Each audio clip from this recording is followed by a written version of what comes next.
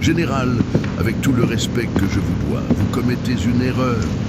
La voix du vieux concierge résonna dans le club des officiers de la base aérienne d'Annapolis. Tous les regards se tournèrent vers cet homme, en combinaison grise, qui osait contredire le brigadier général Carlos Tavares. Une erreur. Tavares éclata d'un rire sec, qui trancha l'air comme du verre brisé. La seule chose qui ne va pas ici, vieux bonarien, c'est votre présence qui souille cette salle d'honneur. Vous êtes une honte pour cette institution. Le silence qui suivit fut si dense qu'il semblait aspirer tout l'oxygène de la pièce. L'air dans le club était lourd. Un arôme de whisky importé se mêlait à l'odeur des cigares cubains et à l'éclat métallique des médailles décorées. D'immenses portraits de généraux 4 étoiles observaient depuis les murs lambrissés de bois d'acajou, tels des juges silencieux des générations passées. Les cristaux des lustres reflétaient une lumière dorée sur le sol de marbre poli. Ce vendredi soir, l'endroit grouillait de vie. Plus d'une centaine d'officiers célébraient la réussite d'un exercice logistique des forces armées. Des rires résonnaient sous les hauts plafonds de 3 mètres, tandis que de jeunes capitaines et majors gravitaient autour du centre de gravité de la salle, le brigadier général Carlos Tavares. Tavares était un homme façonné par l'ambition pure et brute.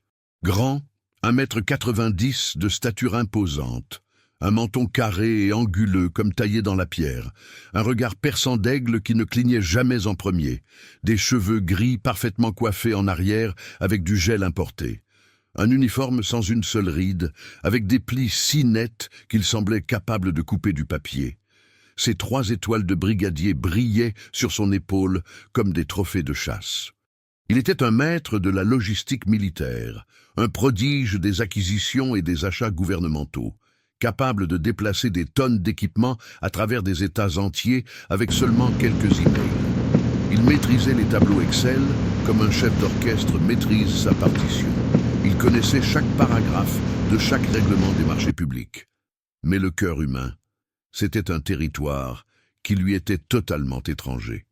La saleté de la vraie guerre, l'odeur du sang et de la poudre, le poids d'un compagnon mort dans ses bras, rien de tout cela n'avait jamais touché ses bottes immaculées en cuir italien. Il n'avait jamais dormi dans la boue, il n'avait jamais vraiment eu faim. Il n'avait jamais regardé un ennemi dans les yeux à 3 mètres de distance. Son pouvoir ne venait pas de médailles gagnées sur un champ de bataille ou de cicatrices de guerre. Il venait d'une observance rigide, presque religieuse, des règles et des procédures.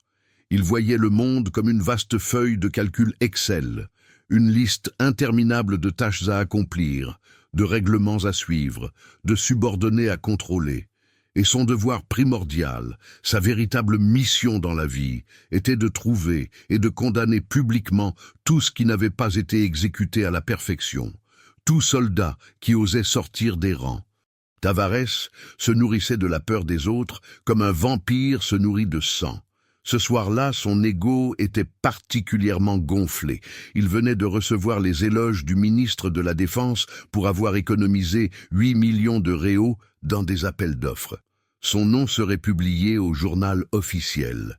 Peut-être recevrait-il même une étoile supplémentaire bientôt. Il tenait un verre de whisky écossais de 25 ans, 400 réaux la bouteille, tout en racontant pour la 10e fois comment il avait détruit un fournisseur corrompu, rien qu'avec la force des règlements. Les capitaines autour de lui riaient au bon moment, acquiesçaient avec un enthousiasme exagéré, rivalisaient pour voir qui le flatterait le mieux. C'est alors que son regard, balayant la pièce avec un sens de possession presque prédateur, capta une note dissonante dans sa symphonie de perfection. Dans le coin le plus reculé de la salle, presque perdu dans les longues ombres, projeté par une haute étagère en jacaranda remplie de livres poussiéreux d'histoire militaire, un homme nettoyait quelque chose. Un vieil homme, probablement proche de la 60aine, peut-être même plus. Sa combinaison grise de concierge semblait absorber la lumière dorée de la pièce, comme si ce vêtement était fait de plomb. Le tissu était délavé par tant de lavage. Des taches jaunies d'eau de javel marquaient ses genoux et ses coudes. Il dégageait une humilité sereine qui irritait Tavares au plus haut point. C'était José Silva. Ses mouvements étaient lents, délibérés, chaque geste mesuré, comme si son corps ne répondait plus aux commandes avec la même précision qu'autrefois. Une légère claudication favorisait sa jambe gauche. Sa colonne voûtée dessinait un arc au-dessus de son chariot de nettoyage. Mais ses mains, ses mains, travaillaient avec une précision chirurgicale. Il polissait une plaque de laiton dans une vitrine en verre avec une révérence qui semblait totalement inadaptée à sa position. La plaque disait « En mémoire des héros de l'opération Traira, 1994 ». À l'intérieur de la vitrine, un béret vert des forces spéciales reposait sur du velours rouge. À côté, des photographies en noir et blanc de jeunes hommes souriants, pleins de vie. Des hommes qui n'étaient jamais revenus de la jungle. José nettoyait cette vitre comme s'il caressait le visage d'un fils. Il était un fantôme ici. Un employé nécessaire pour maintenir le club impeccable, mais invisible pour 99% des officiers. Un meuble qui se déplaçait, un outil de nettoyage avec des jambes. Sa présence irritait Tavares à un niveau profond et viscéral qu'il ne pouvait pas expliquer complètement. Peut-être était-ce sa posture légèrement voûtée qui lui rappelait sa propre mortalité. Peut-être étaient-ce ses yeux marron clair qui semblaient voir à travers les façades. Ou peut-être était-ce simplement parce que Tavares avait désespérément besoin de se sentir supérieur à quelqu'un. Et un concierge de 70 ans était une cible parfaite. Se penchant vers les trois capitaines flagorneurs qui l'entouraient comme des hyènes autour d'un lion, Tavares baissa la voix jusqu'à un murmure conspirateur chargé de venin. « Messieurs, regardez là-bas. Une opportunité pédagogique en or. » Les trois capitaines, Rodrigo Almeida, Fernando Costa et Paulo Henrique, se penchèrent immédiatement en avant, avides. La chaîne de commandement n'est pas seulement un diagramme dessiné sur un tableau blanc, continua Tavares, ses lèvres se courbant en un sourire cruel. C'est une représentation visuelle et hiérarchique de la valeur humaine. Il fit un signe de menton en direction du vieux concierge. Au sommet de la pyramide se trouvent les cerveaux, ceux qui prennent des décisions stratégiques, ceux qui déplacent des pays, des hommes comme nous. Pause dramatique, une gorgée lente de whisky. Et là, tout en bas, à la base la plus large et la plus insignifiante, ces choses. Il désigna discrètement José avec son index. Ces éléments qui, s'ils ne sont pas corrigés et remis à leur place, comme de la rouille sur du métal fin, corrodent l'essence même de notre discipline militaire. Vous comprenez ce que je veux dire? Les trois capitaines acquiescèrent avec un enthousiasme presque désespéré. Leurs yeux reflétaient le mépris décontracté du général comme des miroirs polis. « Parfaitement, mon général !» dit le capitaine Rodrigo en ajustant ses lunettes. Le maintien de l'ordre hiérarchique est fondamental. La discipline commence dans les détails, compléta Fernando, presque en bavant pour impressionner. Exactement, sourit Tavares, comme un requin qui vient de sentir l'odeur du sang dans l'eau. Et ce soir, mes jeunes disciples, vous allez apprendre comment on réaffirme l'autorité, comment on remet un inférieur à sa place. Observez et apprenez. Encouragé par son public captif et assoiffé de spectacle, Tavares posa son verre de whisky sur la table en acajou avec un clic décisif qui résonna dans la salle. Le bruit fit tourner plusieurs têtes. Il commença à marcher. Ses chaussures en cuir italien astiquées jusqu'à briller comme un miroir ne faisaient aucun bruit sur le tapis perçant de 2 millions de réaux. Chaque pas était mesuré, théâtral, conçu pour un impact maximal. Le brouhaha naturel de la salle, rire, conversation sur le football et les promotions, histoire de conquête, commença à diminuer progressivement. Les gens sentaient quelque chose dans l'air, cette tension électrique qui précède les tempêtes. Les conversations cessèrent complètement lorsque des dizaines de pères d'yeux se fixèrent sur lui. Tous pressentaient qu'un spectacle était sur le point de se produire. Et dans les casernes, les spectacles d'humiliation publique étaient un divertissement meilleur que la télévision. Tavares s'arrêta exactement à 1,5 mètre derrière José, qui nettoyait maintenant soigneusement la vitre de la vitrine avec des mouvements circulaires doux. Son reflet, une figure voûtée, floue, fantomatique, se projetait contre l'histoire préservée là, contre les photographies des jeunes morts. Le général de brigade croisa les bras derrière son dos. Poitrine gonflée, menton levé. La posture classique du supérieur sur le point de détruire un inférieur. Toute la salle retint son souffle. Concierge. La voix de Tavares résonna comme un coup de fouet dans une écurie silencieuse, sèche, coupante, chargée d'autorité et de mépris à parts égales. José Silva termina le long mouvement doux avec le chiffon en microfibre avant de se redresser, un processus lent et douloureusement graduel qui fit entendre à tous les présents les craquements de sa colonne vertébrale comme des branches sèches se brisant. Crac, crac, crac. Il se retourna lentement, très lentement. Son visage était une carte géographique complexe de rides profondes, sculptée par 70 ans de soleil, de vent, de pluie et de secrets. Des pas de doigts autour des yeux. Des sillons profonds entre les sourcils, une peau bronzée et tachetée par le temps.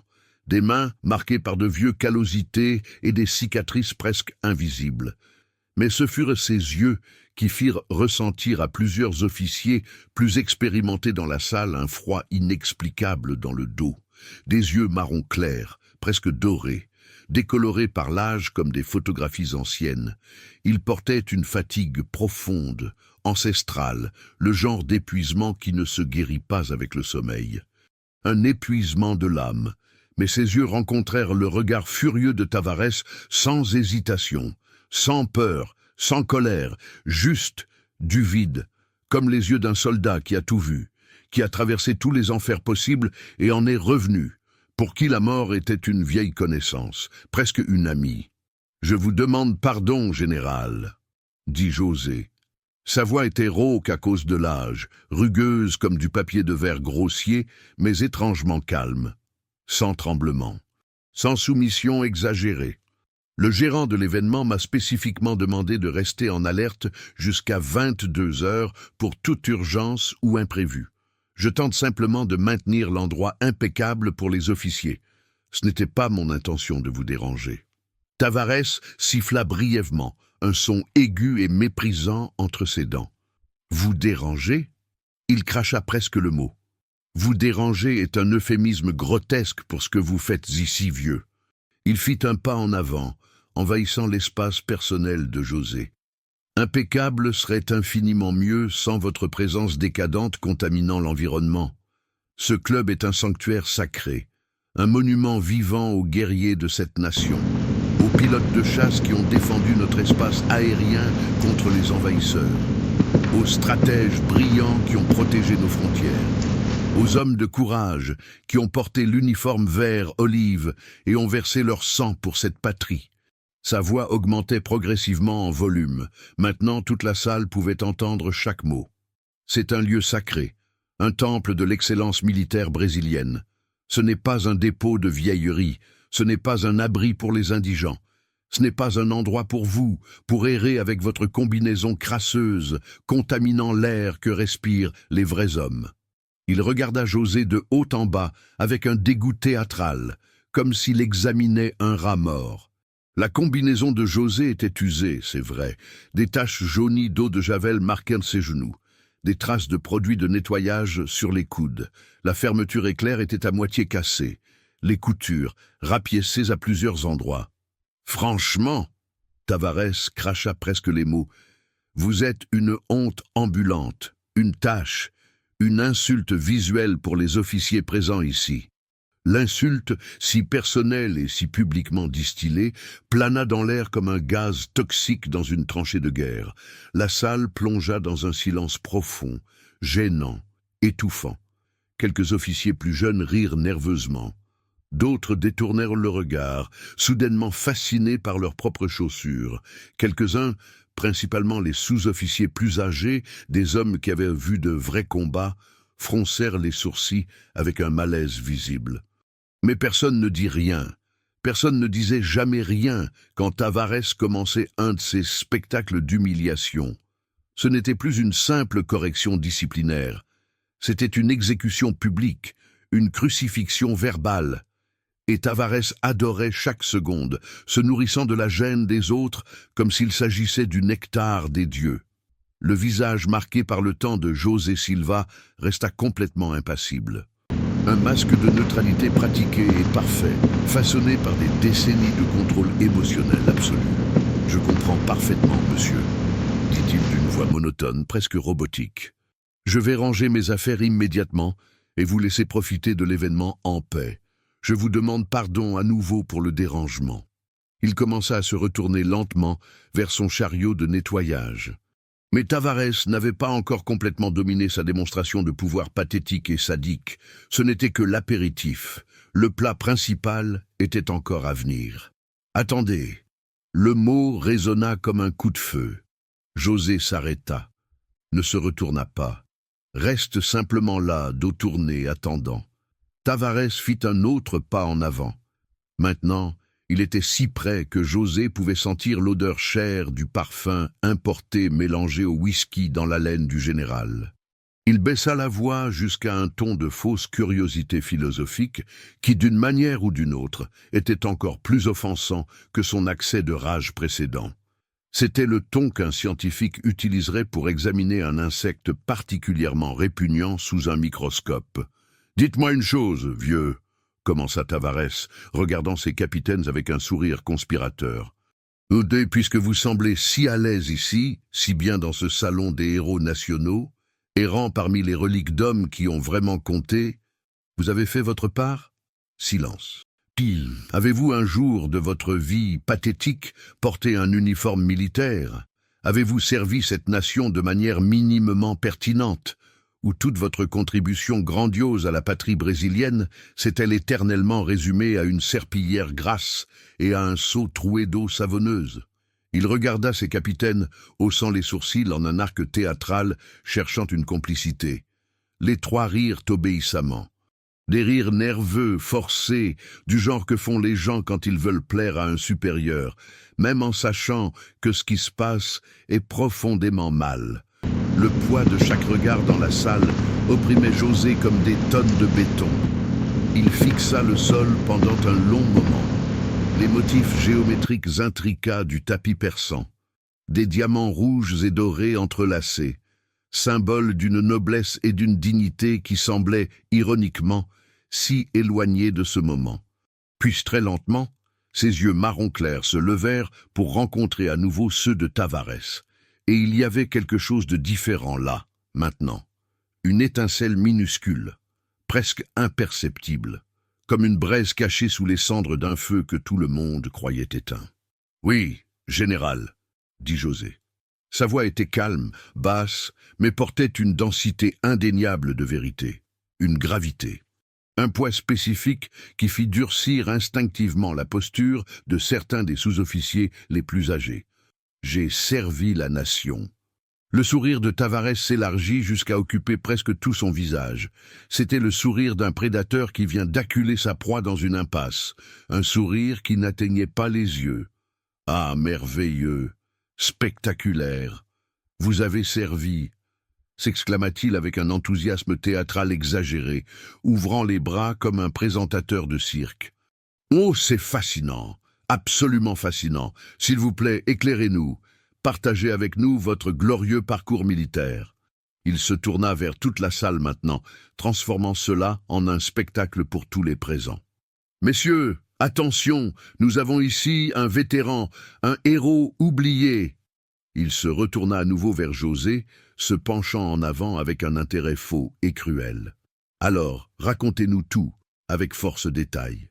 Étiez-vous un commis bureaucrate avec une vieille machine à écrire, enfouissant des papiers jaunis dans un dossier poussiéreux et oublié dans une caserne perdue dans l'arrière-pays de Guayas? Hein? Pause pour le rire du public. Ou peut-être étiez-vous aide cuisinier, épluchant des pommes de terre et veillant à ce que les haricots des officiers ne brûlent jamais, lavant des casseroles grasses jusqu'à ce que vos mains soient ridées? Plus de rire, plus cruel maintenant. Ou peut-être étiez-vous chauffeur pour un général, ouvrant les portes de voiture, portant de lourdes valises.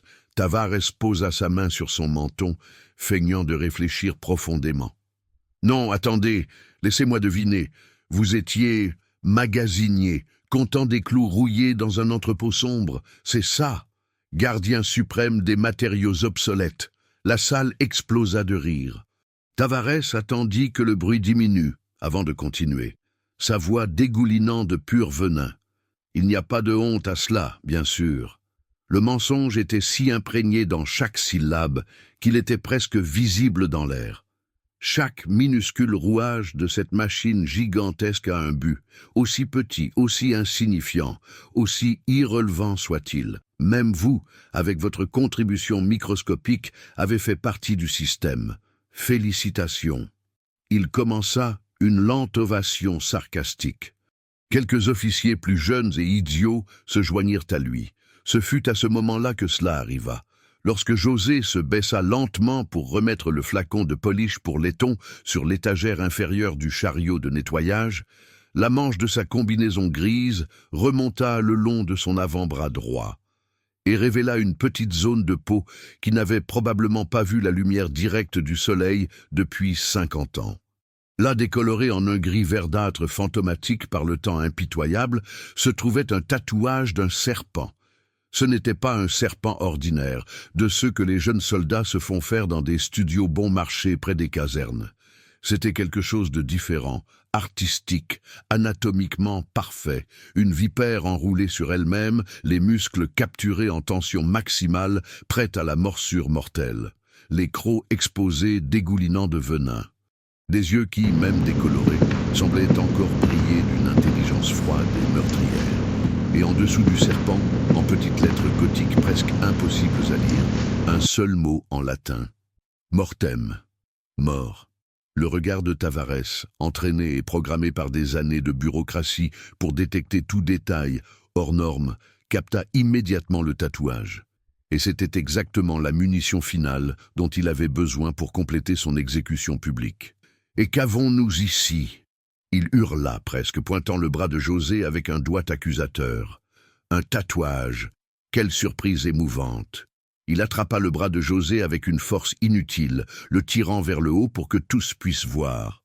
José ne résista pas. Il laissa simplement son bras être manipulé comme une marionnette. « Regardez tous, notre humble concierge a un serpent tatoué. » Tavares était en extase maintenant, complètement plongé dans sa cruauté. Sans aucun doute un souvenir inoubliable de vos batailles féroces et épiques contre les égouts bouchés. Ou peut-être est-ce un symbole mystique de vos voyages d'enfance à la cantine de la base militaire. Des éclats de rire résonnèrent. Tout soldat, peu importe à quel point sa fonction a été pathétique et éloignée de la vraie guerre, aime se donner un surnom menaçant, continua Tavares, sa voix dégoulinant de sarcasme. Ça les fait se sentir importants. Ça les fait se sentir comme des hommes. Ça les fait fantasmer qu'ils ont vraiment compté.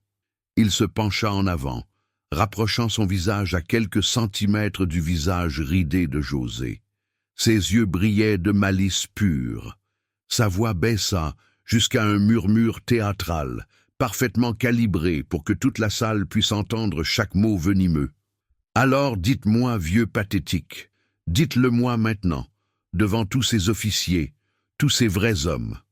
J'ai besoin de savoir. » Ah, pause dramatique.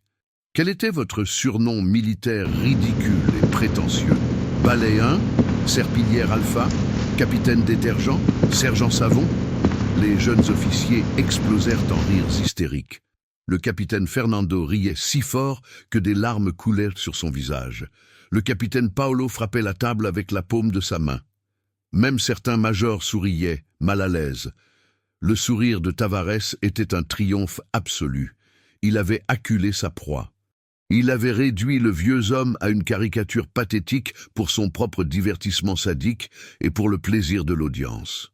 Il était le roi de ce moment, le maître absolu de ce morceau d'humiliation. « Parlez !» ordonna-t-il, sa voix explosant comme un coup de tonnerre. « J'exige que vous me le disiez. Quel était votre surnom militaire de jeu ?» Ce qui se passa dans les 5 secondes suivantes changea tout. José Silva se redressa. Ce ne fut pas le mouvement lent et douloureux d'un homme de 70 ans au dos brisé. Ce fut quelque chose de différent. Ses épaules voûtées semblèrent s'ouvrir. La courbure de sa colonne se redressa millimètre par millimètre. Imperceptible pour la plupart. Mais quelques-uns dans la salle, les sous-officiers les plus âgés, ceux qui avaient vu des hommes mourir dans leurs bras, le remarquèrent et sentirent un froid glacé parcourir leur échine. La fatigue profonde et ancestrale dans ses yeux marron clair disparut.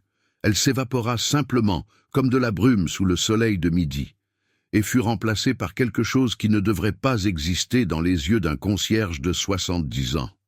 Une étincelle, non, ce n'était pas une étincelle, c'était une flamme ancienne, alimentée par un carburant que personne là-bas ne pouvait identifier. Une flamme qui avait brûlé dans des jungles oubliées, dans des montagnes gelées, dans des déserts brûlants, dans des ruelles sombres de villes étrangères, où des hommes mouraient silencieusement et n'étaient jamais retrouvés. Une flamme de feu qui consume les ennemis. Le bourdonnement constant du système de ventilation du club sembla se taire complètement, comme si le bâtiment lui-même retenait son souffle. Le monde entier se réduisit à l'espace d'1,5 mètre entre les deux hommes. Le regard de José n'était plus respectueux. Il n'était plus vide, il n'était plus fatigué, il était dur, froid, tranchant comme une lame de rasoir fraîchement aiguisée, dur comme du granit comprimé pendant des millions d'années au centre de la terre. C'était le regard d'un homme qui avait déjà tué. Pas une fois, pas 10 fois, beaucoup de fois, plus de fois qu'il ne pouvait en compter ou s'en souvenir. Et certains des officiers les plus âgés reconnurent ce regard instantanément. Parce qu'il l'avait aussi, caché, enterré. Mais là, le regard qui ne disparaît jamais complètement, peu importe le nombre d'années qui passent. José Silva prit une profonde inspiration, lentement et silencieusement. L'air entra dans ses poumons comme de l'eau dans un réservoir vide. Quand il parla, sa voix n'était plus la voix rauque et soumise d'un vieux concierge. C'était autre chose, un murmure, mais un murmure qui portait le poids des montagnes. L'autorité froide et absolue de quelqu'un qui avait donné des ordres, qui avait résulté en des hommes vivants ou mourants. La voix d'un fantôme depuis longtemps oublié qui venait de se rappeler qu'il avait été réel. Mon surnom militaire. Les mots tombèrent dans le silence absolu de la salle comme des pierres jetées dans un puits sans fond. Chaque syllabe résonna. Le nom explosa dans la salle comme une grenade à fragmentation. Vipère 1. Ndum. Pour le brigadier général Carlos Tavares et pour la génération plus jeune d'officiers, ceux qui n'avaient jamais vu de vrai combat, qui avaient passé toute leur carrière dans des bureaux climatisés, remplissant des formulaires et optimisant des tableaux, le nom ne signifiait absolument rien, juste un autre surnom légèrement dramatique. Peut-être même moins impressionnant que Faucon Noir ou Loup Solitaire ou n'importe lequel de ces surnoms génériques que les soldats du week-end adoraient utiliser. Tavares commença à ouvrir la bouche pour lâcher une autre blague cruelle. Mais il ne prononça jamais un seul mot, parce qu'à l'autre extrémité du bar en acajou, exactement à 23 mètres de distance, quelque chose se produisit qui glaça le sang de tous les présents. Le sous-officier Roberto Mendonça, un homme de 58 ans dont le visage était une carte de cicatrice de vrai combat. Un homme qui avait vu l'action dans la jungle amazonienne en poursuivant des narcotrafiquants colombiens, qui avait participé à des missions à la triple frontière, qui avait été dans des endroits qui n'existaient officiellement pas, laissa tomber son verre de cachaça.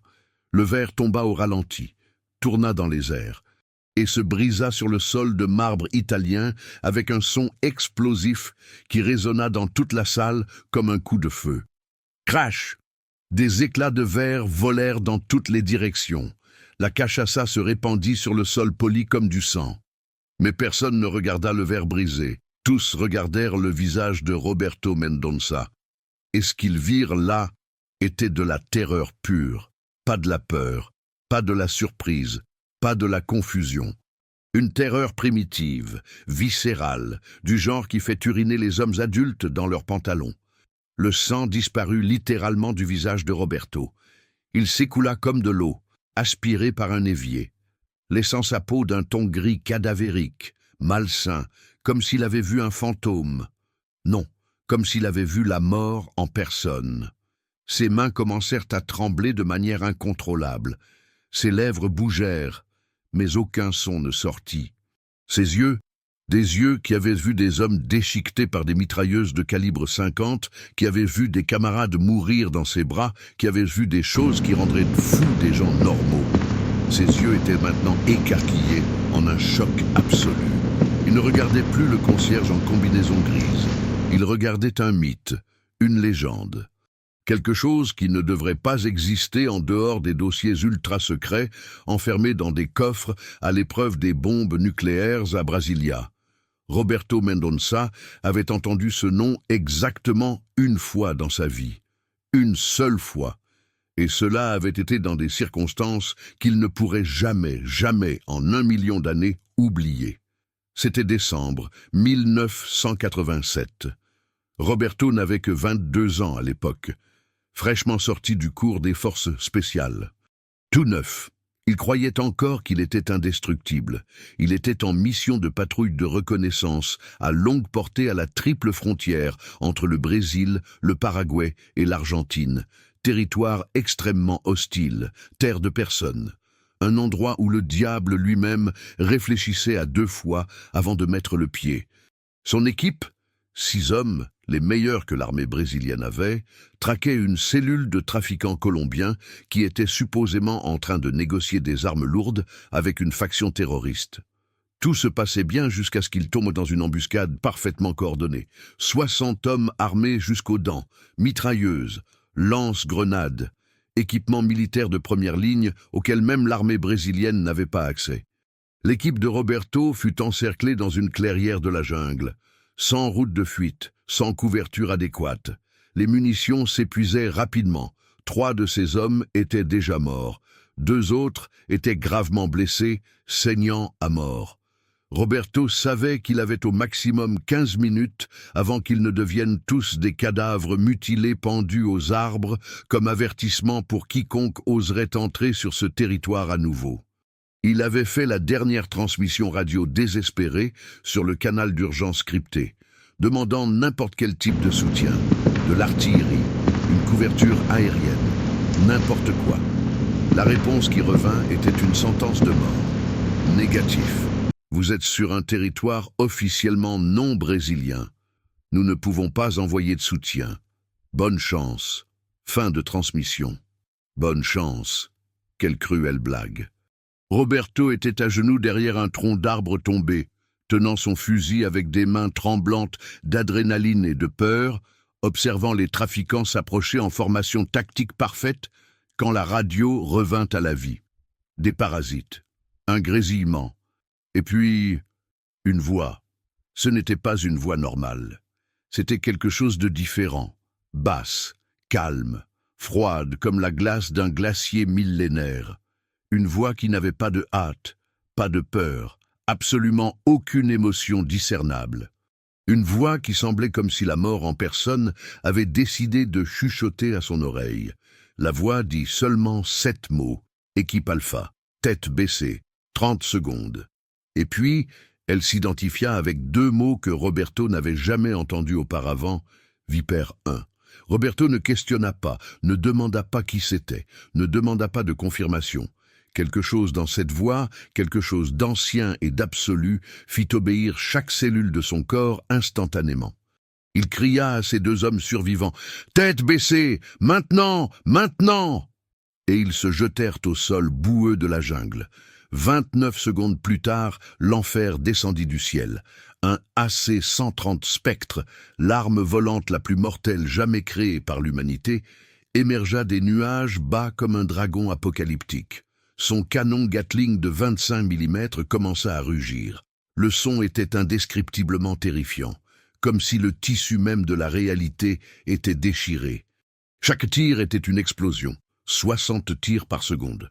Des projectiles de la taille de bouteilles de soda pleuvèrent du ciel à 3000 km à l'heure. La clairière entière se transforma en paysage lunaire en 45 secondes. Des arbres de 30 mètres de haut furent coupés en deux comme des cure-dents. Les corps des trafiquants disparurent, vaporisés, transformés en brume rouge. Le canon Howitzer de 105 mm du Spectre commença à tirer ensuite. Chaque projectile était équivalent à une explosion d'artillerie lourde.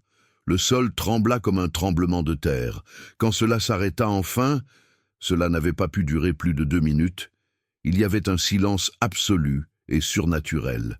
Des 60 trafiquants, il ne restait rien d'identifiable, juste des cratères fumants, des morceaux de métal fondus, des taches sur le sol. Roberto et ses 2 compagnons blessés étaient complètement intacts. Pas une seule égratignure supplémentaire. Le cercle de destruction totale commençait exactement à 3 mètres de leur position. Une précision chirurgicale absolument impossible. La radio grésilla une dernière fois. Cette même voix froide comme une tombe. Équipe Alpha, route d'extraction au point 739. Hélicoptère dans 12 minutes. Bougez. Et puis silence. Roberto essaya de répondre. Essaya de remercier, essaya de demander qui c'était, essaya de demander un nom réel. Mais la fréquence était morte. Quand lui et ses hommes arrivèrent enfin au point d'extraction, portant les corps des 3 camarades morts, et furent ramenés à la base, Roberto chercha immédiatement son commandant. « Mon général, qui est Vipère 1 ?» Le commandant, un colonel de 48 ans qui avait vu 2 guerres et 3 coups d'État, devint pâle. « Où as-tu entendu ce nom, soldat ?»« À la radio, mon général. Il a sauvé nos vies. Il a appelé le Spectre. J'ai besoin de le remercier. J'ai besoin de savoir qui... » « Arrête !» Le colonel ferma la porte du bureau, verrouilla, ferma les rideaux, vérifia qu'il n'y avait personne qui écoutait. Et puis, avec une voix basse et sérieuse que Roberto n'avait jamais entendue auparavant, il dit « Soldat Mendonça, tu vas oublier ce nom immédiatement. Tu n'as jamais entendu ce nom. Cette mission n'a jamais eu lieu. Ces trafiquants n'ont jamais existé. Le Spectre n'était pas là. Tu comprends? Mais mon général, j'ai dit, tu comprends? » Roberto avala sa salive. « Oui, mon général. » Le colonel respira profondément, se frotta le visage avec les mains, parut vieillir de 10 ans en 10 secondes. Vipère 1 n'existe pas officiellement. Il n'a jamais existé. Si tu mentionnes ce nom à qui que ce soit, peu importe le grade, ta carrière militaire se terminera à ce moment précis. Et tu auras de la chance si seulement ta carrière se termine. Il y a des choses dans ce monde, soldats, qui sont si classifiées que le simple fait de connaître leur existence est dangereux. Vipère 1 est une de ces choses. Maintenant, sors de mon bureau et ne prononce plus jamais ce nom, tant que tu vivras. Et Roberto ne l'avait plus jamais prononcé, pendant 38 ans, jusqu'à maintenant, jusqu'à entendre ce concierge de 70 ans en combinaison grise dire les 2 mots qu'il avait enterrés au plus profond de son esprit. Vipère 1. Mais Roberto Mendonça n'était pas seul dans son choc. Dans toute la salle, une réaction en chaîne se produisait. Le sous-officier-major Marcelo Ferreira, responsable de la sécurité de la base, vétéran des missions de paix de l'ONU en Haïti et au Congo, fit 3 pas en arrière involontairement, comme s'il avait reçu un coup invisible dans l'estomac. Sa main droite alla réflexivement, automatiquement, là où son étui à pistolet serait s'il était en uniforme. Ses lèvres formèrent un seul mot silencieux, impossible. Le sous-officier de la marine détaché à la base, un homme nommé Antonio Silva, sans lien avec José, qui avait servi dans des opérations spéciales amphibies, sentit ses jambes flageoler. Il s'agrippa à la table pour ne pas tomber. « Mon Dieu !» murmura-t-il. « Il est vivant. » Le sous-officier de l'aéronautique, Paulo Tavares, également sans lien avec le général, qui avait été en mission classifiée en Afrique et au Moyen-Orient dans les années 90, resta complètement figé, paralysé, comme une statue de sel. Ses yeux étaient si écarquillés qu'ils semblaient se prêts à sortir de leurs orbites. Tous ces hommes, de vrais hommes, des hommes qui avaient vu l'enfer et en étaient revenus, avaient une chose en commun.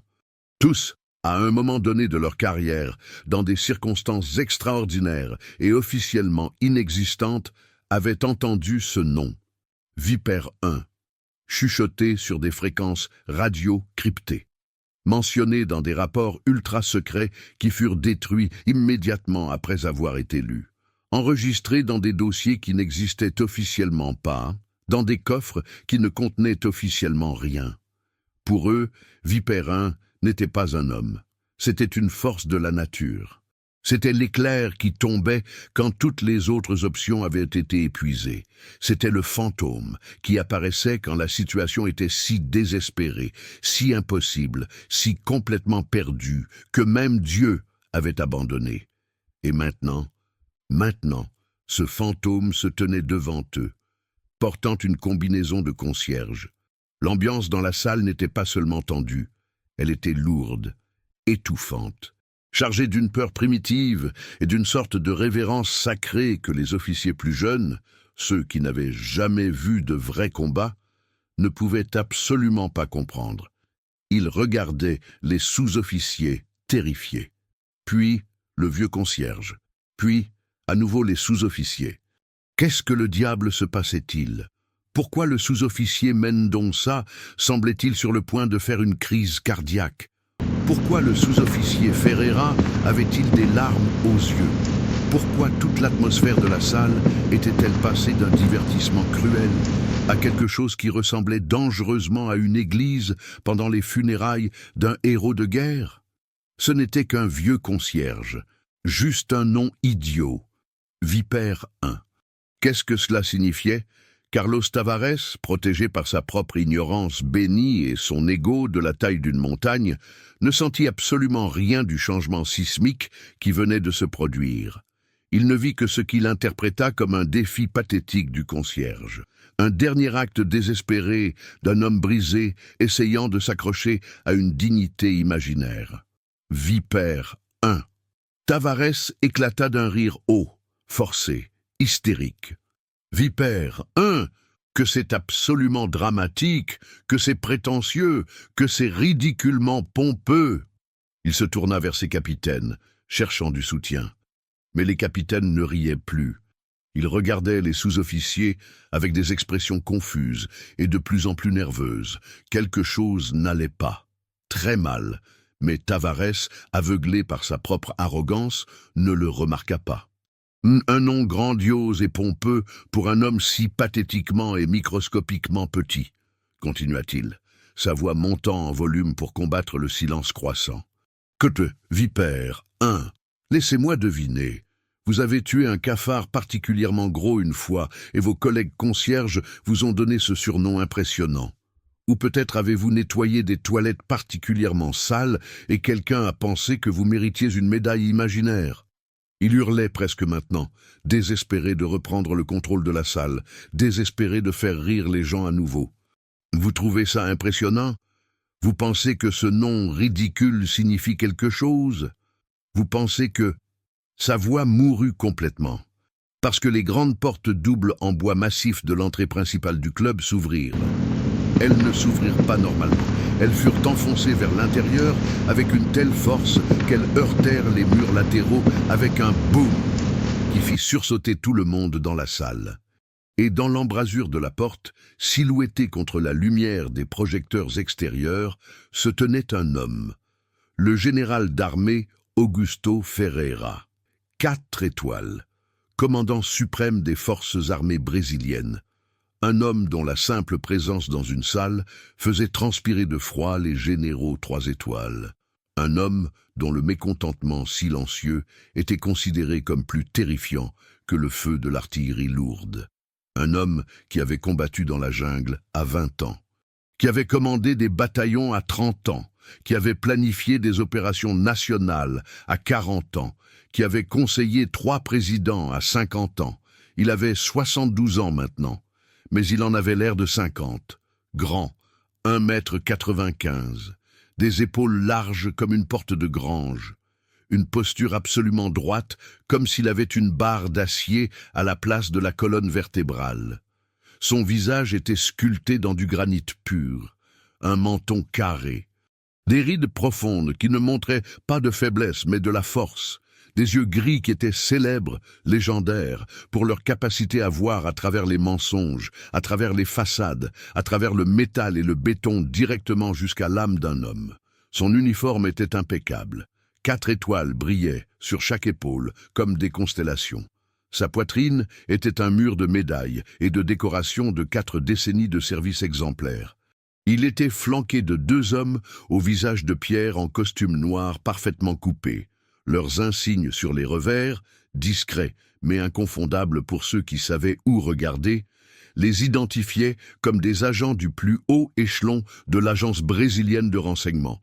Le genre d'agent qui enquêtait sur les généraux corrompus, le genre d'agent qui faisait disparaître des carrières entières pendant la nuit. Le genre d'agent que personne, absolument personne, ne voulait voir entrer par la porte. La présence d'Augusto Ferreira était comme un ouragan de catégorie 5 arrivant sur la côte pendant un thé de l'après-midi. Toute la salle se figea. 100 officiers se redressèrent simultanément comme s'ils avaient reçu une décharge électrique. Les conversations moururent en plein milieu des mots. Les vers s'arrêtèrent en l'air à mi-chemin des lèvres. Le temps sembla ralentir, jusqu'à presque s'arrêter. Que faisait le commandant suprême des forces armées brésiliennes ici? Il aurait dû être à Brasilia. Il aurait dû être en réunion avec le ministre de la Défense. Pourquoi était-il ici? Pourquoi ce soir? Pourquoi maintenant? Ignorant complètement les salutations stupéfaites qui commençaient à résonner dans la salle. « Garde à vous! Général dans la pièce! Monsieur !» Augusto Ferreira avança. Il ne marchait pas. Il avançait, comme un char de guerre, comme une colonne blindée traversant un territoire ennemi, avec l'impétuosité imparable d'une avalanche dévalant une montagne. Ses pas étaient lourds, délibérés. Chaque pas résonnait sur le sol de marbre comme un coup de tambour de guerre. Toum, toum, toum, toum. Ses yeux gris acier balayèrent la scène devant lui avec la vitesse et la précision d'un ordinateur militaire traitant des données, les éclats de verre éparpillés sur le sol, les sous-officiers terrifiés, pâles, en état de choc. Le brigadier général pompeux à 3 étoiles, avec un sourire cruel, encore figé sur le visage. Et le concierge, le vieux concierge, en combinaison grise de 70 ans. L'homme dont le nom Augusto Ferreira n'avait pas prononcé à voix haute depuis 46 ans, l'homme qu'il croyait mort, l'homme dont il était certain qu'il était mort, l'homme qui aurait dû être mort. Les yeux d'Augusto Ferreira passèrent rapidement, presque avec dédain, sur les 3 étoiles de brigadier sur l'épaule de Carlos Tavares, comme s'il s'agissait de miettes de pain tombées par terre. Puis ils se fixèrent sur José Silva, avec une intensité qui fit sembler l'air lui-même crépiter d'électricité statique. Il s'arrêta, à 60 centimètres de distance, avec une posture si rigoureusement droite qu'elle semblait avoir été moulée dans l'acier. Et puis, dans un silence absolu et stupéfait qui tomba sur la salle comme un manteau de plomb, le général d'armée Augusto Ferreira, commandant suprême des forces armées brésiliennes, un homme qui commandait 300 000 soldats, un homme qui avait le pouvoir de déclencher ou d'empêcher des guerres, se mit au garde à vous, talons joints avec un clic audible, épaules en arrière, poitrine gonflée, et exécuta le salut le plus parfait, le plus clair, le plus profond et le plus respectueux de toute sa carrière militaire de 52 ans. Ce fut un geste de respect absolu et inconditionnel. Un salut qu'un général ne rend pas à un subordonné, ni à un égal. Ce fut le salut qu'un soldat rend à une légende vivante, à un mythe, à quelque chose qui transcende le grade et la hiérarchie. Monsieur Silva. La voix d'Augusto Ferreira vibrait d'une émotion que absolument personne dans cette salle, personne dans toute l'armée brésilienne n'avait jamais entendu de lui. De l'émotion pure, brute, incontrôlable. Ses yeux gris étaient brillants, humides, des larmes. Le commandant suprême des forces armées brésiliennes avait les larmes aux yeux. Monsieur Silva, c'est un honneur indescriptible et totalement inattendu. Un honneur que je n'aurais jamais imaginé avoir à nouveau dans cette vie. Pardonnez-moi pour cette intrusion inattendue. Il maintint le salut. Sa main trembla légèrement, visiblement, avant de l'abaisser lentement.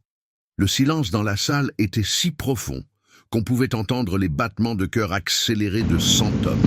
José Silva regarda le général à 4 étoiles. Et pour la première fois en 70 ans, il sourit. Ce n'était pas un grand sourire. Ce n'était pas un sourire de joie. C'était un petit sourire, triste, fatigué, le sourire d'un homme qui avait porté un poids impossible pendant un temps impossible et qui, enfin, pouvait le poser. « Général Ferreira », dit José, sa voix toujours rauque, mais différente maintenant, plus forte, plus ferme. « L'honneur est pour moi, mon garçon. » Mon garçon. Il avait appelé un général à 4 étoiles de 72 ans de mon garçon. Et Augusto Ferreira ne protesta pas. En fait, il sourit, un sourire sincère, ému. « Monsieur, vous me connaissez depuis que j'avais 25 ans. Je n'ai jamais oublié. Jamais. Opération Saphir Noir. Vous avez sauvé ma vie et celle de 17 autres hommes. Je ne faisais que mon travail, Augusto. Non, monsieur, vous faisiez bien plus que cela. Et ce n'est qu'alors qu'Augusto Ferreira tourna la tête, lentement et délibérément, comme le canon d'un navire de guerre tournant pour acquérir une nouvelle cible. Son regard se posa sur le brigadier général Carlos Tavares, maintenant complètement pétrifié. Et si avant, ses yeux gris semblaient durs, maintenant, ils étaient quelque chose de complètement différent. C'était le vide glacé de l'espace interstellaire, c'était le froid absolu de l'azote liquide, c'était la fureur contrôlée de 1000 soleils comprimés en un point singulier. Quand Augusto Ferreira parla, sa voix était basse, un murmure, mais un murmure terriblement apocalyptiquement calme, le genre de calme qui précède les ouragans, le genre de calme qui précède les tremblements de terre, le genre de calme qui signifie que quelque chose de très très mauvais est sur le point de se produire. Brigadier général Carlos Alberto Tavares. Nom complet, c'était très très mauvais. Je vais vous poser une question simple, et je veux que vous y réfléchissiez très très soigneusement avant de répondre, parce que votre réponse déterminera si vous quittez ce club en tant que brigadier général ou en tant que civil misérable attendant une cour martiale. Tavares essaya d'avaler. Sa gorge était complètement sèche, sa bouche pleine de coton, son estomac, un nœud serré de panique croissante. Vous avez une idée, la plus vague, minuscule, microscopique notion, de savoir avec qui vous parliez ? La question plana dans l'air comme une guillotine suspendue par un fil fin. Tavares, le visage maintenant mortellement pâle, la sueur froide coulant sur son front, les mains tremblant de manière incontrôlable, ne put que bégayer pathétiquement. « Monsieur, il est un concierge, un employé civil. » Les yeux d'Augusto Ferreira se fermèrent, brièvement, comme s'il venait de ressentir une douleur physique immense, comme si quelqu'un lui avait enfoncé un couteau dans l'estomac.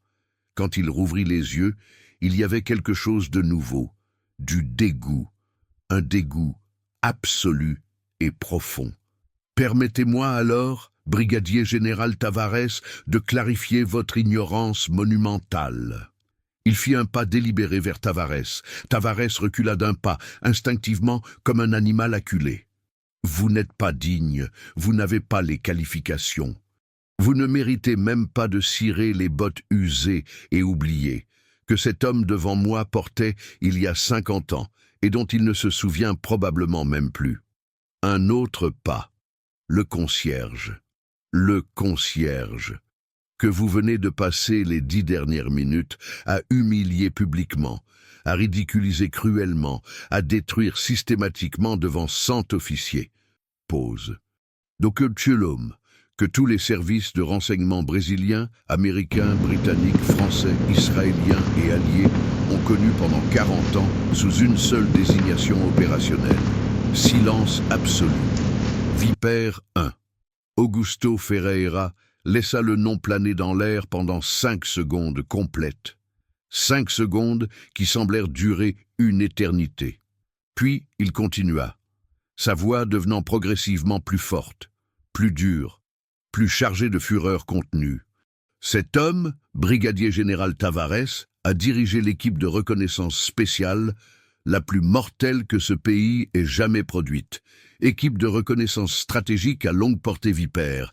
6 hommes, seulement 6, infiltrés en territoire hostile pendant des mois, parfois des années.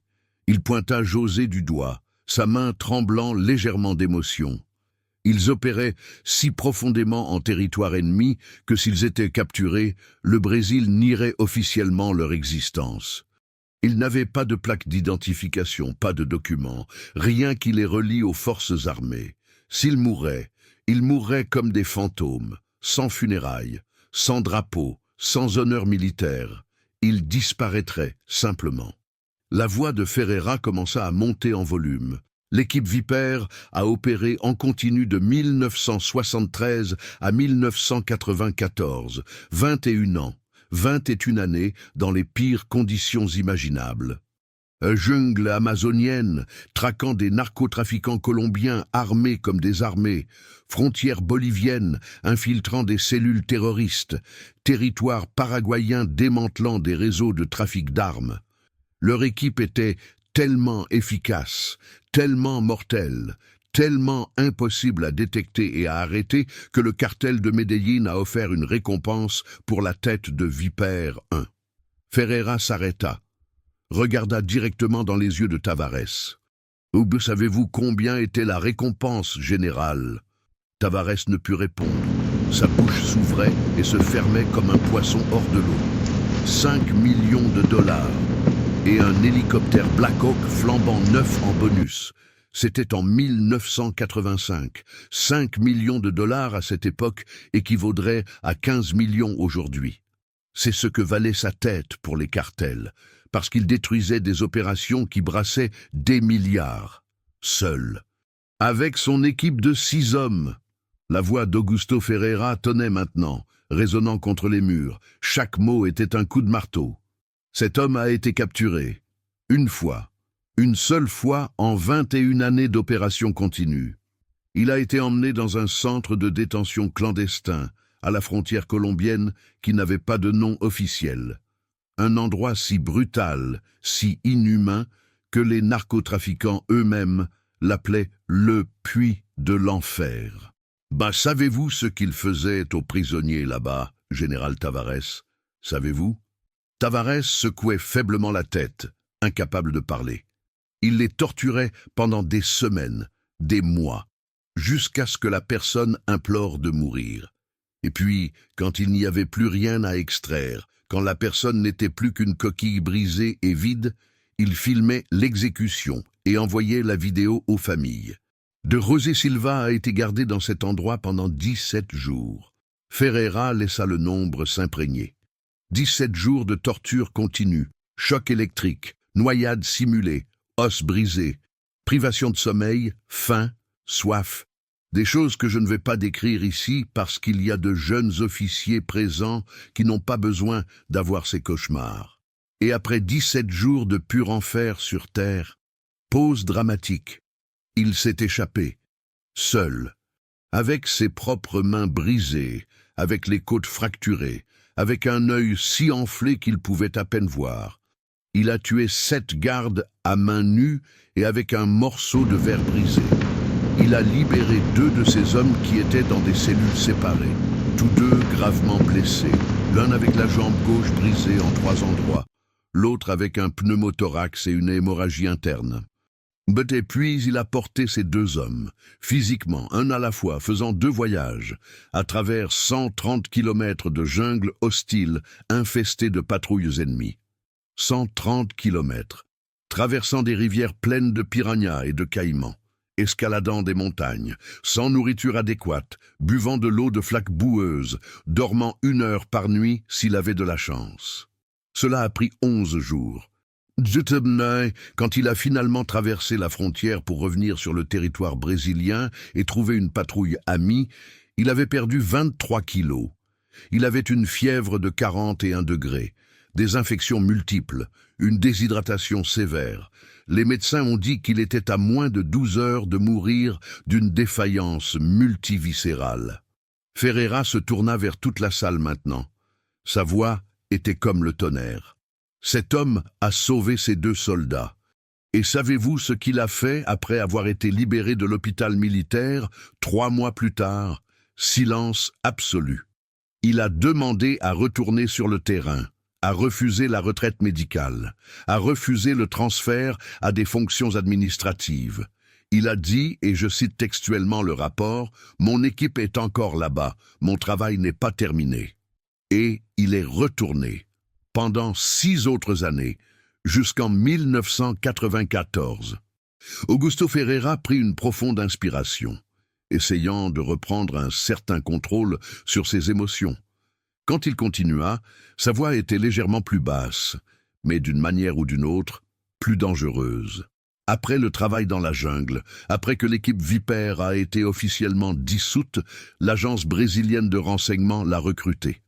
Division des opérations spéciales, le genre d'opérations qui n'apparaissent jamais dans les journaux, qui ne sont jamais discutées dans les rapports publics, qui n'ont officiellement jamais eu lieu. Il pointa le tatouage délavé sur le bras de José. Le tatouage dont vous vous êtes moqué si cruellement, général Tavares, ce serpent était la dernière chose que des dizaines de personnes ont vue avant de mourir. Des colonels corrompus, vendant des secrets militaires à des puissances étrangères. Des agents doubles travaillant pour les cartels. Mais des trafiquants d'armes fournissant des missiles anti-aériens à des groupes terroristes. Des assassins internationaux engagés pour tuer des diplomates brésiliens. Tous ont vu ce serpent. Et tous sont morts. Non pas parce que José Silva aimait tuer, mais parce qu'il était efficace, parce qu'il accomplissait des missions que personne d'autre ne pouvait accomplir, parce qu'il allait dans des endroits où personne d'autre n'irait, parce qu'il faisait des choses que personne d'autre ne ferait. Et il faisait tout cela en servant sa nation dans l'ombre, sans reconnaissance, sans médaille publique, sans gloire. Ferreira fit un autre pas vers Tavares. Maintenant, ils n'étaient qu'à 30 centimètres l'un de l'autre. Tavares tremblait visiblement, la sueur coulait sur son visage comme une cascade. 1998. Vous vous souvenez de l'opération Bateau du Serpent? Plusieurs officiers plus âgés hochèrent lentement la tête. Non, vous ne vous en souvenez pas, parce que vous ne savez pas ce qui s'est vraiment passé. Vous connaissez la version officielle, la version aseptisée pour la consommation publique. La version officielle dit que les forces armées brésiliennes ont mené une opération conjointe avec la police fédérale pour démanteler une organisation criminelle à la triple frontière. Mais c'est vrai, mais c'est incomplet. Ce que les rapports publics ne disent pas, c'est que cette organisation criminelle était protégée par des éléments corrompus au sein du gouvernement lui-même. Des généraux 2 étoiles recevant des pots de vin, des politiciens à Brasilia sur la liste de paix, des juges fédéraux détruisant des preuves. L'organisation opérait depuis une forteresse, et j'utilise ce mot littéralement, dans la jungle. Clôtures électrifiées, tours de guet, gardes armés de mitrailleuses lourdes, bunkers en béton renforcés. Tout le monde disait que c'était impénétrable. Tout le monde avait tort. Ferreira pointa José. Parce qu'un homme est entré là-bas, seul, la nuit, pendant une tempête tropicale. Il a désactivé le système de sécurité, neutralisé 16 gardes sans tirer un seul coup de feu, parce que les coups de feu feraient du bruit. Infiltré le coffre central où tous les dossiers de l'organisation étaient stockés, tout copié. Tous les noms, toutes les transactions, toutes les connexions politiques. Et puis il a planté de fausses preuves faisant croire que le chef de l'organisation volait ses propres partenaires. 3 semaines plus tard, l'organisation s'est effondrée de l'intérieur. Les criminels ont commencé à se tuer entre eux. Les politiciens corrompus ont été exposés et arrêtés. Tout le réseau s'est écroulé. Et personne n'a jamais su que c'était un seul homme qui avait causé tout cela. Jusqu'à maintenant. La voix d'Augusto Ferreira baissa jusqu'à un murmure mortel. Mais un murmure que chaque personne dans la salle pouvait entendre parfaitement. Vous voulez savoir pourquoi José Silva travaille comme concierge, général Tavares? Tavares ne répondit pas. il ne le pouvait pas. Parce que quand il a finalement pris sa retraite du service actif en 2003, après 30 ans d'opérations classifiées, il y a eu une erreur administrative. Les mots « erreur administrative » furent prononcés avec tant de sarcasme et de venin qu'ils brûlèrent presque l'air. Quelqu'un, et nous n'avons jamais découvert qui, bien que j'ai mes soupçons, a perdu tous les enregistrements de ces opérations classifiées. Ces 30 ans de service dans des missions ultra secrètes ont simplement disparu des archives officielles. Officiellement, selon les ordinateurs du ministère de la Défense, José Silva n'a servi que 3 ans dans les forces armées. De 1973 à 1976, service de soutien logistique, rien de spécial.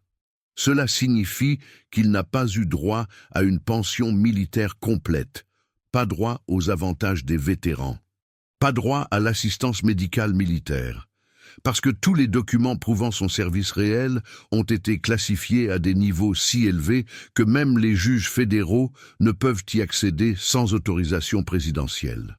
Et obtenir cette autorisation prendrait des années, des décennies peut-être, des processus bureaucratiques interminables. Alors, que s'est-il passé, José Silva? Ferreira regarda José avec un profond respect et une profonde tristesse. Il ne s'est pas plaint, il n'a pas poursuivi le gouvernement, il n'est pas allé dans la presse, il n'a pas écrit de mémoire exposant des secrets. Parce que, même après tout cela, même après avoir été oublié et abandonné par le système qu'il a servi de manière sacrificielle, il a maintenu ses serments de secret. Il a protégé les secrets nationaux. Il a placé sa nation au-dessus de lui-même. Il a trouvé un emploi humble, un emploi honnête. Il est devenu concierge, et il a nettoyé les sols, et les toilettes, et les fenêtres, et il l'a fait avec la même excellence, le même dévouement, le même professionnalisme qu'il appliquait lorsqu'il sauvait des vies et protégeait la nation. Parce que c'est ce que font les hommes de véritable honneur. Augusto Ferreira avait maintenant des larmes coulant ouvertement sur son visage, des larmes de colère, de tristesse, de honte. Et vous, brigadier général Carlos Alberto Tavares, il cracha le nom comme s'il s'agissait de venin. Vous, dont le plus grand défi opérationnel dans toute votre carrière pathétique et privilégiée a été de négocier le retard de livraison de meubles de bureau. Vous, qui n'avez jamais entendu un coup de feu tiré au combat. Vous, qui n'avez jamais tenu un compagnon mourant dans vos bras. Vous qui n'avez jamais vraiment eu faim, jamais dormi dans la boue, jamais vous êtes demandé si vous verriez le prochain lever de soleil. Vous osez entrer dans cette salle, sur ces sols qu'il nettoie maintenant humblement, et remettre en question son service? Vous osez le ridiculiser publiquement? Vous osez humilier un homme qui a oublié plus sur l'honneur, le sacrifice et le vrai service militaire que vous n'en apprendrez jamais si vous vivez 1000 ans? La voix de Ferreira explosa en un rugissement final. Vous êtes une insulte ambulante à l'uniforme que vous portez. Vous êtes une honte pour chaque vrai soldat qui a jamais servi cette nation. Vous êtes exactement le genre d'officier arrogant, ignorant et cruel qui détruit l'âme des forces armées. Le silence qui suivit était si profond qu'il aurait pu engloutir des univers entiers. Ferreira prit plusieurs profondes inspirations, essayant de retrouver son sang-froid. Quand il parla à nouveau, sa voix était calme, terriblement, apocalyptiquement calme. Brigadier général Carlos Alberto Tavares, vous êtes officiellement relevé de votre commandement, avec effet immédiat. Vous vous présenterez dans mon bureau à Brasilia demain à 6 heures du matin précise. Vous apporterez votre uniforme de gala complet. Vous apporterez une lettre de démission déjà signée. Et vous apporterez ce qu'il reste de votre honneur, s'il en existe encore. Votre carrière dans les forces armées brésiliennes est terminée. Vous ferez l'objet d'une enquête formelle par l'inspection militaire pour abus d'autorité, harcèlement moral et conduite inappropriée d'un officier. Et si je découvre, et je découvrirai, que vous avez fait cela à d'autres personnes, d'autres soldats du rang, d'autres employés civils, d'autres subordonnés, Vous ferez face à une cour martiale complète. Maintenant, disparaissez de ma vue avant que je ne fasse quelque chose que nous regretterons tous les deux. » Ah non, Carlos Tavares était complètement détruit, anéanti. Son visage était blanc comme une feuille, les yeux vides, les mains tremblant de manière incontrôlable. Toute son arrogance s'était évaporée, toute sa cruauté avait disparu. Il regarda autour de la salle désespérément, cherchant... Quoi? Du soutien? De la sympathie? Quelqu'un pour intervenir en sa faveur? Il ne trouva que des regards froids, du mépris, du dégoût. Les capitaines qui avaient ri de ces blagues cruelles regardaient maintenant leurs propres pieds, refusant de faire un contact visuel. Tavares se retourna et sortit en titubant du club. Ses jambes pouvaient à peine le soutenir. Il heurta l'épaule contre la porte en sortant, trébucha sur les marches extérieures. Sa carrière militaire de 28 ans s'était terminée en 10 minutes, sa réputation détruite de manière permanente, son avenir incertain et sombre. Et tout cela parce qu'il avait choisi d'humilier le mauvais homme. Augusto Ferreira regarda Tavares disparaître dans la nuit. Puis, il se tourna vers toute la salle. Sa voix était rauque d'émotion, mais claire et forte. Que cela serve de leçon indélébile pour chacun d'entre vous. Les vrais héros de cette nation ne sont pas toujours ceux qui arborent des étoiles sur leurs uniformes. Ils ne sont pas toujours ceux dont les noms apparaissent dans les journaux. Les Blue-Eyes ne sont pas toujours ceux qui reçoivent des médailles lors de cérémonies publiques. Parfois, en fait, souvent, les vrais héros sont les professionnels discrets, les silencieux, les oubliés. Ce sont des hommes comme José Silva qui ont sacrifié littéralement tout. Jeunesse, santé, famille, reconnaissance, richesse matérielle, même leurs propres identités, dans les ombres les plus sombres, pour que vous puissiez être ici, en sécurité, dans la lumière. Ici, et si l'un d'entre vous traite un jour un employé civil, un soldat du rang, un subordonné de n'importe quel type avec le manque de respect que nous venons de witness, vous répondrez directement à moi. Est-ce clair? Oui, mon général. La réponse fut un rugissement unifié de 100 voix. Ferreira se tourna vers José. Son expression sévère s'adoucit complètement. Des larmes brillaient encore dans ses yeux. « José, dit-il doucement, revenant au prénom, c'est fini. Votre nation s'est enfin, finalement, souvenue de vous. J'ai personnellement veillé à ce que l'erreur administrative soit corrigée.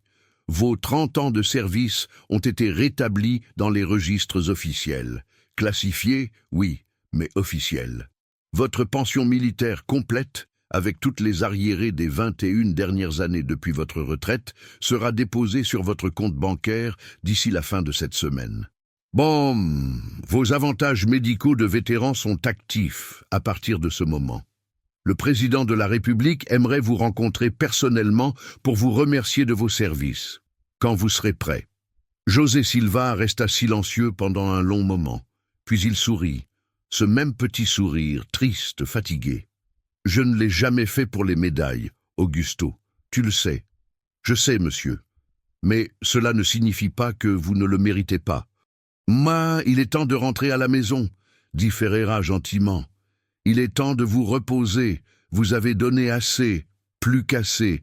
Vous avez tout donné. » José hocha lentement la tête. « Rentrer à la maison sonne bien. » Alors que le général d'armée Augusto Ferreira conduisait José Silva doucement vers la porte, quelque chose d'extraordinaire se produisit. Le sous-officier Roberto Mendonça fut le premier. Il se mit dans la posture militaire la plus parfaite et la plus sérieuse de toute sa vie. Talons joints, épaules en arrière, yeux fixés droit devant, et exécuta un salut si profond, si respectueux, que ses doigts frôlèrent presque son sourcil. Les autres sous-officiers suivirent immédiatement l'exemple. Tous les vétérans de vrais combats dans la salle, une vingtaine d'hommes, prirent la position de garde à vous et saluèrent. Et puis, comme une vague se répandant dans la salle, les officiers commencèrent à faire de même, un après l'autre.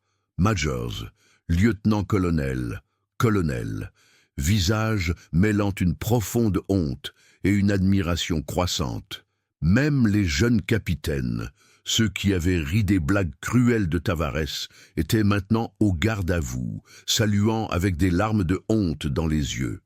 En moins de 20 secondes, les 100 officiers et sous-officiers dans la salle étaient au garde à vous. Tous saluaient, non pas un concierge, mais un titan, un fantôme qui avait protégé la nation dans l'ombre pendant 3 décennies, un homme dont le vrai nom, l'histoire officielle, n'enregistrerait jamais, mais dont les actions avaient sauvé d'innombrables vies. José Silva traversa ce couloir d'honneur lentement, avec la même humilité silencieuse qu'il avait utilisée pour nettoyer ses sols pendant des années. Mais quelque chose était différent maintenant. Sa colonne vertébrale était un peu plus droite, ses épaules un peu plus en arrière, ses yeux ne semblaient plus si fatigués. Et quand il passa devant le sous-officier Roberto Mendonça, il s'arrêta une brève seconde. « Triple frontière, décembre 87, dit José calmement. Vous étiez avec l'équipe Alpha, encerclé par 60 hostiles, 3 morts, 2 blessés. » Les yeux de Roberto s'écarquillèrent en un choc absolu. « Monsieur, vous vous souvenez ? Je me souviens de chaque mission, soldat, chacune. Vous vous êtes bien battu ce jour-là. Vous avez gardé vos hommes en vie jusqu'à l'arrivée des renforts. Vous avez rendu votre pays fier. » Des larmes coulèrent sur le visage de Roberto. « Monsieur, je n'ai jamais pu vous remercier. Vous n'avez pas besoin de remercier. Vous avez fait votre travail, j'ai fait le mien. Nous sommes soldats. » José donna une légère tape sur l'épaule de Roberto. Puis il continua à marcher. À la porte, José Silva s'arrêta une dernière fois, se retourna, regarda la salle pleine d'officiers toujours au garde à vous, et dit, sa voix rauque mais claire, « Servez bien, protégez les faibles, honorez l'uniforme. Et n'oubliez jamais, jamais que le grade ne fait pas l'homme, c'est le caractère qui le fait. » Et puis il sortit. Vipérin, le fantôme, la légende. José Silva marcha vers la nuit noire et disparut dans les ombres d'où il était venu. Mais cette fois, enfin, il rentrait à la maison. Chers auditeurs, nous espérons que l'histoire de José Silva a profondément touché vos cœurs. Ce voyage de sacrifice silencieux nous rappelle que les vrais héros portent rarement des uniformes couverts de médailles. Souvent, ils portent des combinaisons de concierges, des uniformes simples, des vêtements ordinaires. Mais leur valeur est inestimable. José Silva représente des milliers d'hommes et de femmes qui servent dans l'ombre, qui sacrifient tout sans reconnaissance publique, qui protègent les nations pendant que le monde dort, qui portent des secrets jusqu'à la tombe. Cette histoire nous enseigne des leçons profondes sur l'humilité, le respect et le véritable honneur. Le brigadier général Tavares représente le danger de l'arrogance, du pouvoir sans sagesse, de l'autorité sans compassion. Il a jugé un livre à sa couverture et en a payé le prix ultime. Mais plus important encore, cette histoire nous rappelle, ne sous-estimez jamais personne. Le concierge qui nettoie votre bureau peut avoir sauvé des vies. Le chauffeur de bus peut avoir servi dans des missions impossibles. La dame qui sert le café peut avoir des secrets qui feraient tourner la tête. Traitez chaque personne avec dignité, avec respect, avec humanité, parce que vous ne savez jamais vraiment qui se trouve devant vous. Si vous êtes arrivé jusqu'ici et que cette histoire d'un héros invisible qui a servi dans l'ombre pendant 3 décennies vous a ému, laissez la phrase « L'humilité vaut de l'or » dans les commentaires ci-dessous, et s'il vous plaît, laissez un like à cette vidéo. Abonnez-vous à notre chaîne pour continuer ce voyage émotionnel avec nous, car chaque jour, nous apportons des histoires uniques qui explorent la complexité de la vie, de l'honneur, du sacrifice et des relations humaines. Partagez votre opinion dans les commentaires. Connaissez-vous quelqu'un qui a servi en silence, quelqu'un dont l'héroïsme n'a jamais été reconnu publiquement, un vétéran oublié, un travailleur humble avec un passé extraordinaire? Votre histoire peut inspirer d'autres personnes qui servent discrètement, qui travaillent sans reconnaissance, qui sacrifient sans attendre de gratitude. Souvenez-vous toujours, les vrais héros n'ont pas besoin des projecteurs, ils brillent dans l'ombre. Et parfois, seulement parfois, la lumière les trouve enfin. Que vous ne jugiez jamais un livre à sa couverture, que vous traitiez toujours tout le monde avec dignité et respect, et que vous reconnaissiez les héros silencieux autour de vous. À la prochaine histoire, et que Dieu bénisse ceux qui servent dans l'ombre. Amen.